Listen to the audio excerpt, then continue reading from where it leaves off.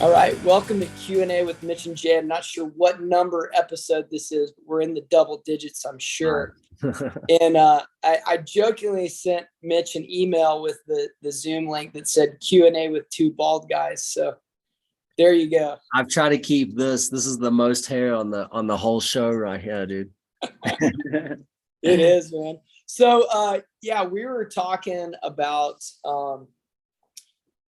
like fluidity of goals and change. And I think an interesting conversation is now, especially with artificial intelligence that can design a training plan for you and pre-made training plans, and the difference that an actual coach is from that.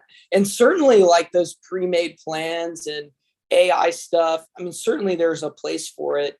And sometimes it's good, but it's different when you have an actual person behind the computer.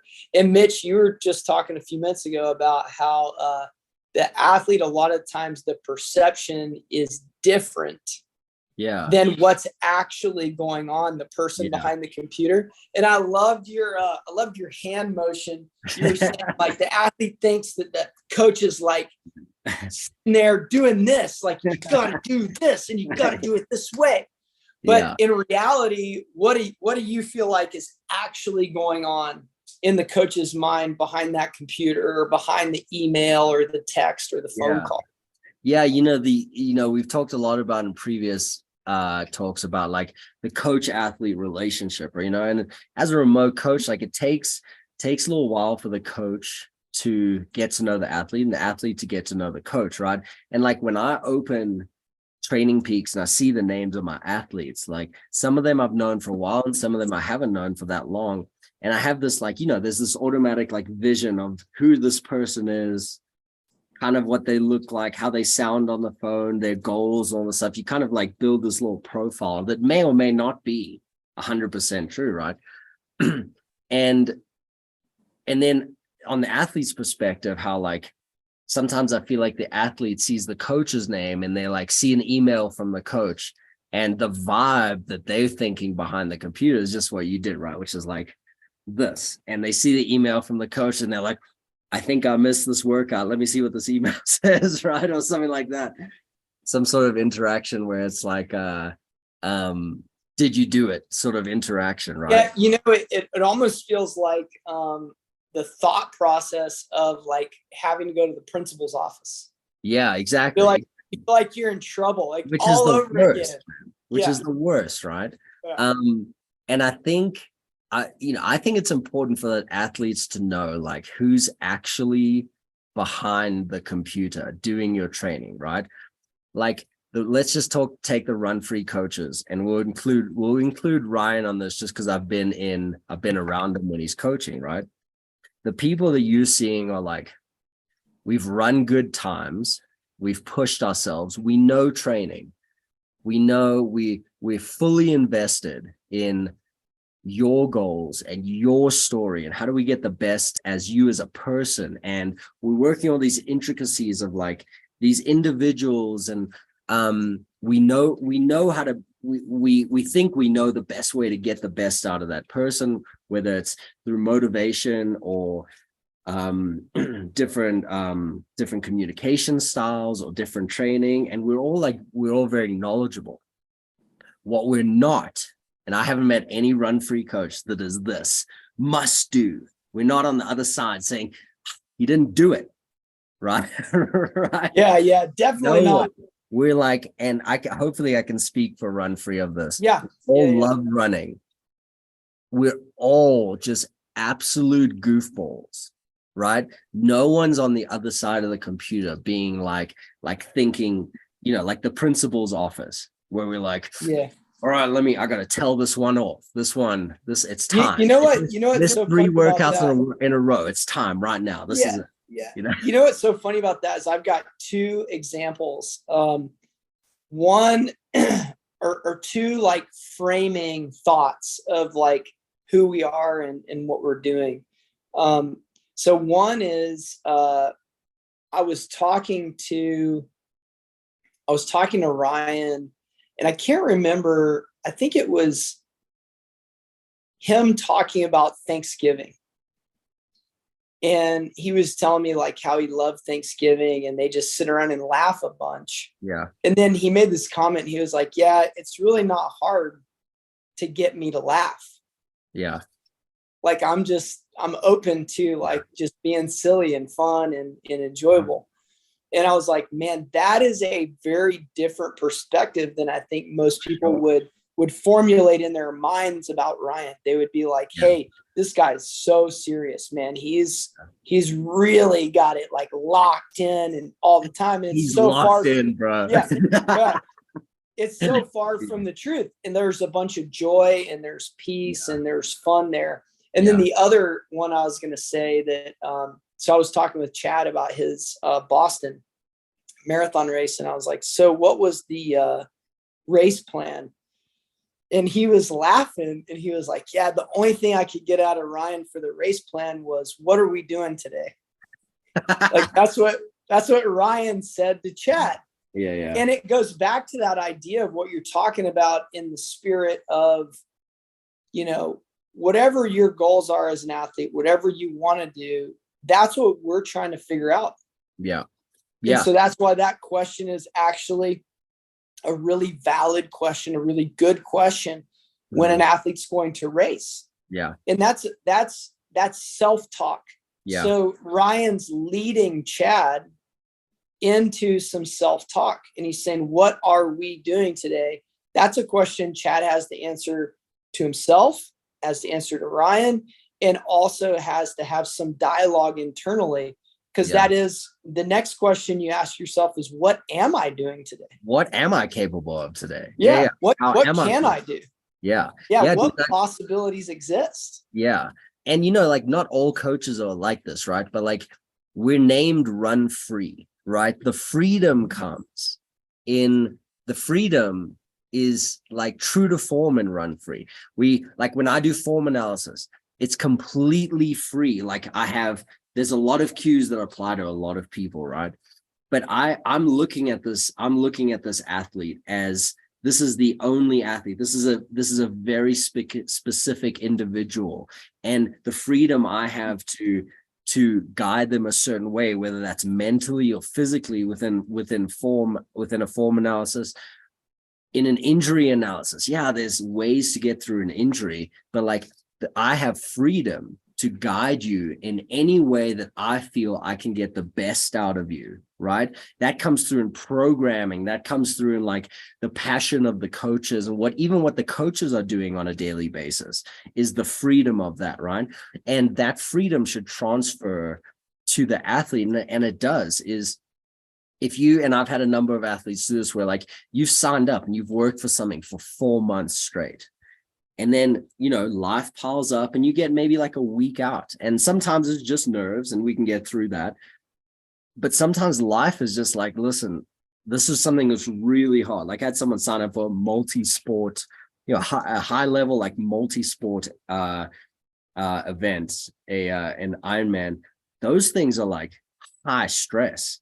It's very equipment based. It's very scheduled. It's very like there's a lot of planning that goes in. If you're doing a running race, you show up, you got your shoes, food, you know, nutrition, drinks, done, right? You got your watch, done. But the multi-sports are really hard. And he emailed me, he goes, dude, it's just like life's just throwing me so many things. Like it just seems really stressful. I've got this 50K mountain run coming up in like September, or whatever. And I'm really craving the trails. And my answer to him, which is like what I feel like all Run Free coaches attitude towards their athletes are, we're here to help you with your story.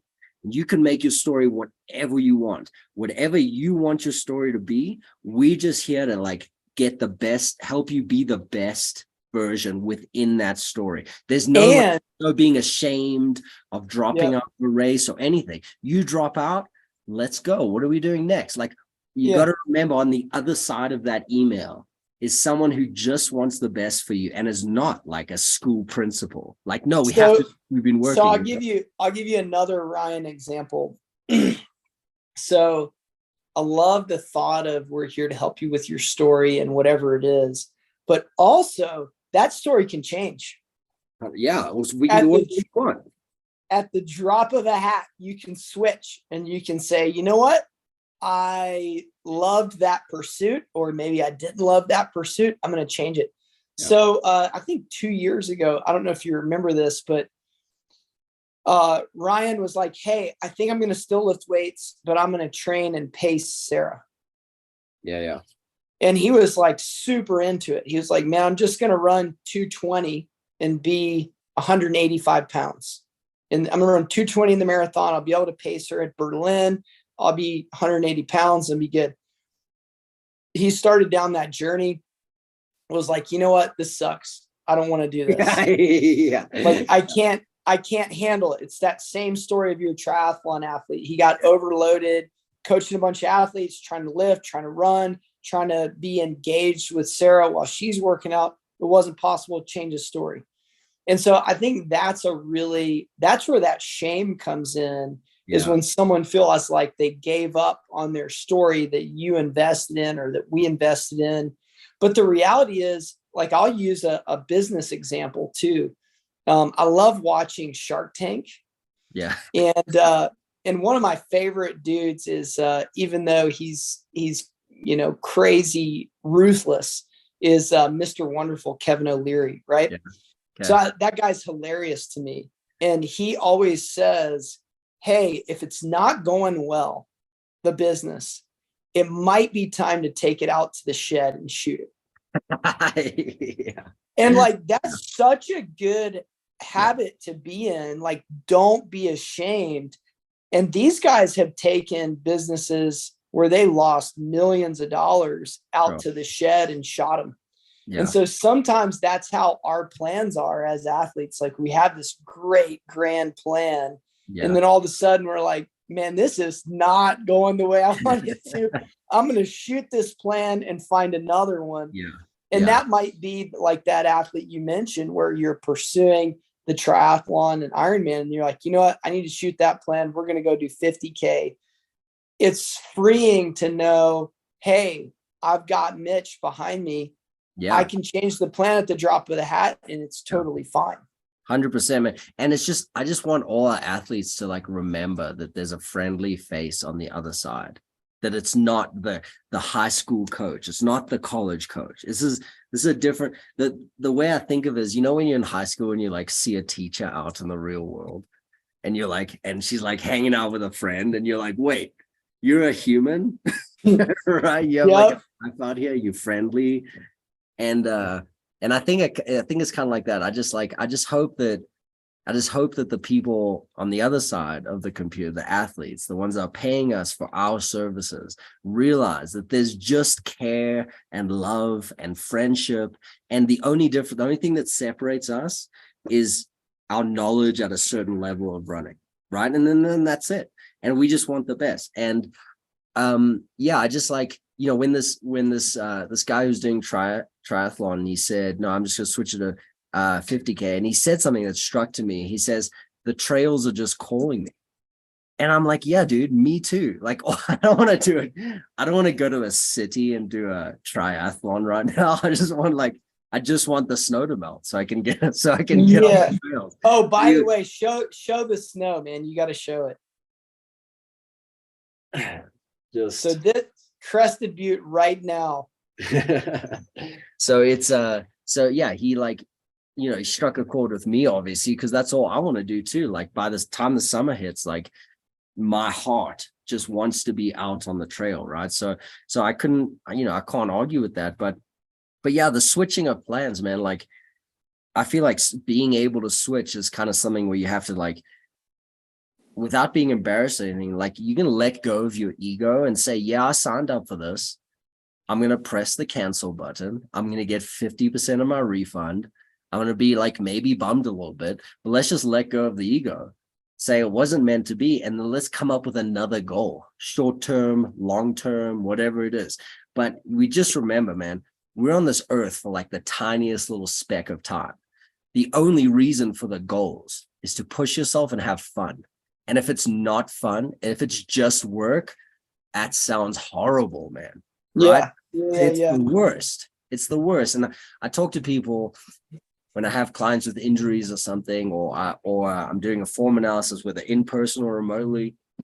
Sometimes I tell people, I say, it looks like you used to run for fun and now you're just working. Like you don't look like you're having fun running. And a lot of that is like, they're like, yeah, I got injured and I didn't fix this and I lost this. And they've just been forcing it for years and years and years. And I say to them, well, let's just bring it back. Like, let's try and get the body, the reason we started running, which was like, wow, this feels really good. Right. It wasn't like, what's the pace? How fast have I gone? Did I set a PR today? What did my watch tell me my VO2 max is? Right. And it was, that's a great like little segue to something that I wanted to share. So we are in the process of figuring out how we're going to work with one of the best sports psychologists that I've ever met, Shannon Thompson. And she does all of NAU's stuff and also has worked with Rory a bit. And one of the things that she's been talking to us about is teaching our athletes how to let go of the times. Mm-hmm. And teaching them, we do want to have times as like a little bit of a barometer, right? Because we don't want to be so free that we just go and torpedo our own capabilities, right? From the get-go. We don't want to be like, hey, I can do anything I want. The world is open. And then you start out a marathon like 3 minutes, too fast in the first 5K. You're on a 5K PR and then drop out. Obviously that's not going to work. So you got to have pace to a certain degree, but the setup or the thought process is let's use pace to set up the race. Yeah. Let's use pace to position, to get in the right spot. And then once you're deep enough into the race where you're in the right spot, let's forget about that and just race the people and find that joy and go for it. And then even pace, if you're not going to use that as much, there's definitely a sensation that you can train and practice and have a same barometer that you have with pace, but with feel. Yeah. So anyway, I'm super excited about camp this year in Flagstaff. She'll be there. Shannon will. Awesome. And just like that integration of a framework to put some of these things we're talking about in a run-free step-by-step, like this is how you can do it. Yeah. And that's what, like having to do with the pace stuff, that's why I feel like trails really come in handy, because when you're on a trail, it's like, if there's like, it doesn't have to be super technical, but even just winding or ups and downs, you focus just on the trail. And like the pace is the least of your worries, right? You can't. If you tried to hold a pace, you would fail. And a lot of the times, like we actually did our easy run on the mountain today here in Rome, Georgia. And I did it with one of the high school or college athletes that's back in town for the summer. And we did a workout yesterday. And I was like, hey, man, do you want to just run easy? But we're going to get on the single tracks. Yeah. We're going to go up the mountain. We're going to loop around. So for an hour and 10 minutes, we tooled around the mountain. Yeah. Up and down. Fun, man. Yeah. Single tracks. We were on forest access roads, single tracks, dirt, a little bit rocky in a couple spots, but no big deal. And nobody looked at the pace the whole time. Yeah. We didn't even care. We get back to the car and I look at it and we were like 8:30 pace. Well, that's normally like if we were on the flat, that would be pretty slow for us on that day. But on the hills, it was perfect. Great workout. And also it's hard to even reference, it's hard to like equate it to. So you don't like, if you were obsessed with the pace, you'd go home and be like 8:30. What is this to this to this? You could never figure it out. No. And even if you look at like the Garmin little map, I mean, it's like jaggedy all over the place. And you're on an access road, you run like this, Yeah. And I think one of the I think the pace conversation and being obsessed with the numbers is it's like one of those things that I think back to like my whole life. I always wanted a family, always wanted to be like married, right? And people would always tell me when I was younger, oh, when you find, when you meet your wife, you'll know. When you know, you'll know when you know. And my whole life, I would like have a girlfriend and have a relationship and be like, oh, I think I know. And I'm like forcing it, right? But then you like then like for me at least, like I met my wife and I knew. And it's here we are 8 years later, but you don't like, it's something that people tell you that have like been there and they further. But like when you're down here, you're like a recreational runner and you're like, gotta push, right? You just don't like, it's so hard to believe that like the pace is not the number one. Because it's the only thing you've been able to measure so far, right? So I love the marriage example because it sounds like you got some good advice, right? When you know, you'll know. Yeah. And similarly in running, you can get some really bad advice. Yeah. I remember when my wife and I first got married, we saw this random guy in the grocery store. And he was like, he was like begrudgingly saying that I hope you can make it to 2 years. It's going to be terrible. He was like, it's going to be terrible, but if you can make it to 2 years, you'll be good. Yeah. And we kind of looked at each other. We were like, I don't know. Like, is he right? We were just married. And then 5 years later, we were like, that guy didn't know what he was talking about. Like, yeah, exactly. All of it. I mean, certainly there's difficult times in any relationship, but all of it was great. Yeah. Like, I didn't even know what that guy was talking about. He was just sour. Right? Yeah, sour guys get bad advice. Yeah, you got to be careful if you listen to somebody that's sour or somebody that seems like they have it all together and they're super focused on their pace and their stats and their VO2 max and all the details. And well, a lot of and those things are not bad, but they are bad, I think, when they're the only thing that you know, and you're so zeroed in on those that you miss the joy. Because for me, as an exercise physiologist, I love the numbers. Yeah. But I'm not basing my life off the numbers. Yeah. It's more like a post assessment. Like that's where I think the numbers are fun, is when the event's over, the run's over, like today, looking back at the elevation gain and the splits and whatever. I wasn't thinking about any of that during it. Yeah. But it's like part of the celebration is to look back and see how'd you do? Well, that's what I did. That was cool. Yeah. Yeah. And a clue as to like when you should be interested in those two things is like, or in the numbers, is if you have 2 quality workouts a week, look at the numbers on those quality days. But like if you're a recreational athlete and you're doing 2 quality and everything else you do is either cross training or easy runs, you only have to really look at your watch 2 times a week. Yeah. Right? So it's like the rest of the time, just let it flow. And that's the point of it. Yeah. And unless you're going too fast. On your easy run, you're saying? Yeah. That's your job. Well, that's my MO, dude. I go too fast. Start out fast, go through the wall, go into the deep pain cave, and then see how fast I can come out of it.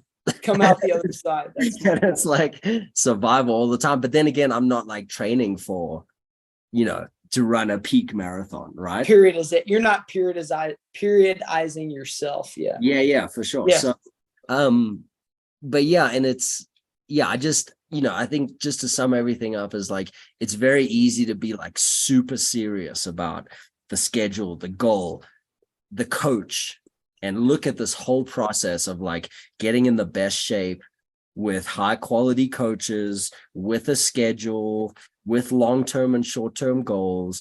Those all seem very serious things. And I want to like reassure our athletes that on our side, it's serious to us to like give you our best, but in no way is there like an authoritarian figure on the other side of the computer just typing away mad at the keyboard because you missed a workout or you've changed your plan, right? Let's just change it all. Let's go, Yeah.